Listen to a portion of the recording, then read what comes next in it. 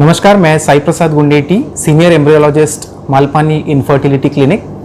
आज इस वीडियो के माध्यम से मैं मालपानी बेबी किट या जिसे हम लोग DIY इंसेमिनेशन किट या सेल्फ इंसेमिनेशन किट ऐसे कहते हैं, इसके बारे में बात करूंगा। First of all, self insemination क्या है और ये किन लोगों के लिए फ़ायदेमंद हो सकता है।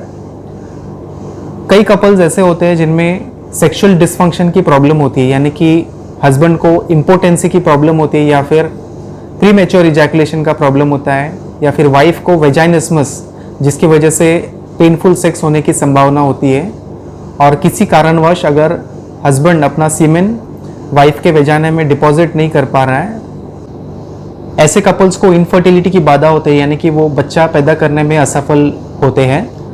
तो ऐसे कपल्स के लिए सेल्फ इंसेमिनेशन किट से काफ़ी फ़ायदा हो सकता है।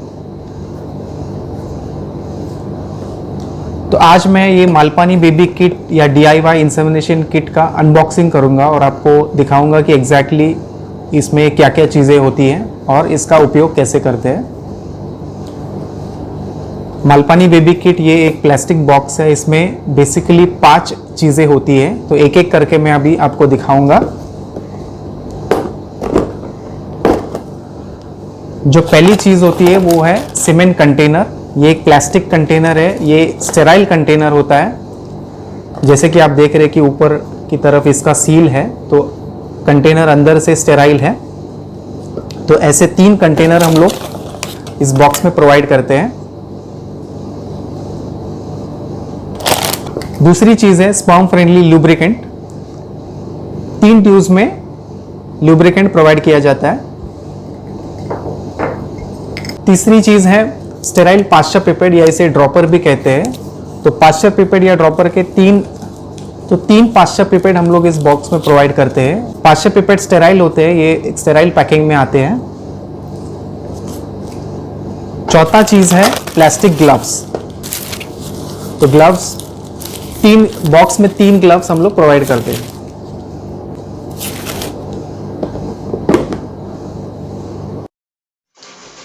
सेल्फ इंसेमिनेशन किट ये आपको आपके फर्टिलिटी पीरियड के दौरान यूज़ करना चाहिए, जिससे आपके प्रेगनेंसी के चांसेस बढ़ सकते हैं। आपका फर्टिलिटी पीरियड जानने के लिए आप हमारा फ्री फर्टिलिटी कैलकुलेटर यूज़ कर सकते हैं। इसका लिंक हम डिस्क्रिप्शन में डाल देंगे, या फिर आप ओव्यूलेशन किट का भी इस्तेमाल कर सकते हैं, जिससे आपको आपका फर्टिलिटी पीरियड कब शुरू हो रहा है इसकी जानकारी प्राप्त होगी। तो सेल्फ इंसेमिनेशन में पहला स्टेप है सीमेन कलेक्शन। तो हस्बैंड को अपना सीमेन सैंपल इस कंटेनर में कलेक्ट करना होता है, उसे बेसिकली इजैकुलेट करना होता है। तो ऊपर की जो सील है उसे निकाल के अंदर की तरफ टच ना करते हुए हस्बैंड को इसमें इजैकुलेट करना होता है।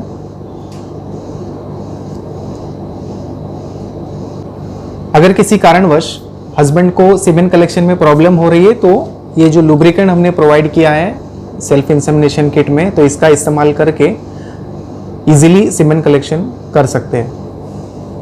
सीमेन कलेक्शन के बाद वाइफ को ये सीमेन अपने वेजाइना में डिपॉजिट करना होता है।